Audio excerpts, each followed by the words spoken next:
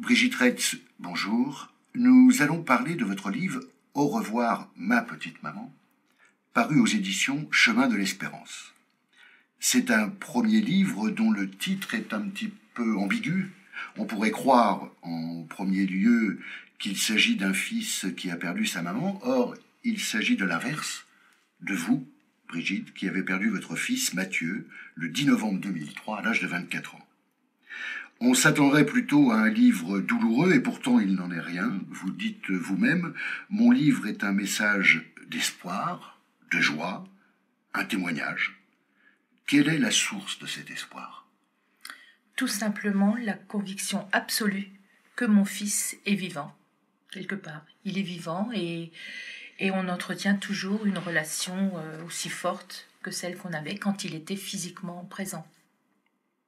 Et vous expliquez dans votre livre établir un contact avec lui, voire un dialogue, par l'écriture automatique, et cela depuis son décès du 10 novembre 2003.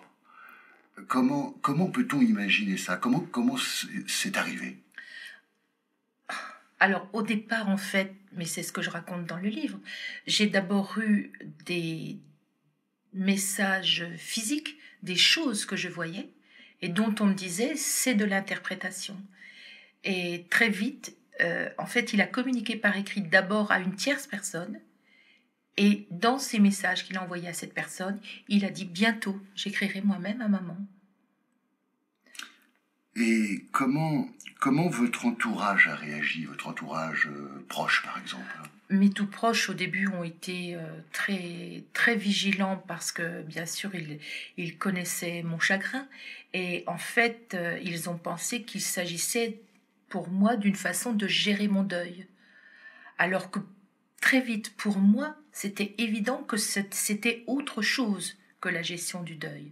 C'était vraiment une communication avec Mathieu. Ça n'avait rien à voir avec l'envie d'oublier, de gérer toute la douleur.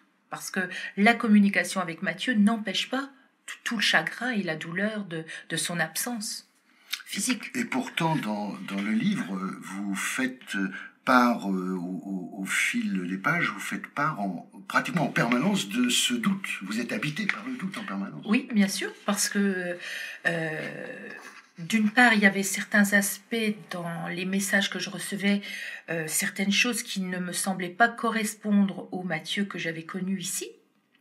En particulier dans tout ce qu'il me demandait pour l'action humanitaire. Donc évidemment, tout ça me faisait douter. Il y avait des choses aussi que je ne voyais pas se réaliser, puisqu'il m'annonçait certaines choses et je ne voyais pas ces choses se réaliser. Donc bien sûr, ça a pris du temps. Et puis, il y a de toute façon le fait que je suis quelqu'un de cartésien et que voilà, il me fallait des preuves, certainement. Pour vous, c'est pas de la voyance ? Ah, ça n'a rien à voir avec de la voyance. Tout le terrain de la voyance, de l'ésotérisme, tout ça, c'est non, pas du vous. tout. Non, du tout. C'est le témoignage de ce que j'ai vécu, et point. Il me demande de témoigner qu'il peut communiquer avec moi, qu'il est toujours vivant. Il me fait part de ses expériences là où il est. Il m'encourage, bien sûr, mais ça n'a strictement rien à voir avec de la voyance. Quand je dis qu'il m'annonce des choses pour l'avenir, c'est justement, à mon avis, puisqu'il voit mes doutes. Il s'impatiente souvent parce que je ne me mets pas en route dans ce qu'il me demande de faire, témoigner et agir pour l'Afrique. Et donc, il me donne, à mon avis, des preuves pour me convaincre qu'il faut que je bouge. Mais c'est pas du tout dans l'optique de faire de la voyance. D'ailleurs, il le répète souvent lui-même, je ne suis pas voyant. Et il ne me donne pas d'éléments pour faire de la voyance. Donc le premier message, en fait, c'est surtout de vous convaincre qu'il est vivant. Oui, voilà, qu'il est vivant. De me dire, maman, mais sois rassurée, je suis heureux. Si tu savais comme c'est beau là où je suis heureux. On m'a confié une mission fantastique. Et voilà, je vis, j'ai un boulot. Il parle de son boulot et il parle de tout ce qu'il a à faire, oui, bien sûr. Oui. Alors, il parle de ce qu'il a à faire, mais il parle aussi de ce qu'il souhaite que vous fassiez. Oui. Et là, je dois dire qu'on découvre dans le livre, on découvre comment dire, une mission qu'il vous est donnée, une mission humanitaire. Moi, je lis par exemple page 124, Matthieu qui dit c'est beau, maman, une goutte d'eau pour un enfant, c'est urgent. Page 129, c'est amène l'eau s'il te plaît, maman. De l'eau, il faut de l'eau, vite. Oui, oui. C'est parti, maman. Et on sent même à un moment donné pratiquement une pression. Il faut faire vite, très vite. Très vite. Avez-vous votre passeport? Enfin, est-ce qu'à un moment donné, vous sentez pas vous sentez pas commandé?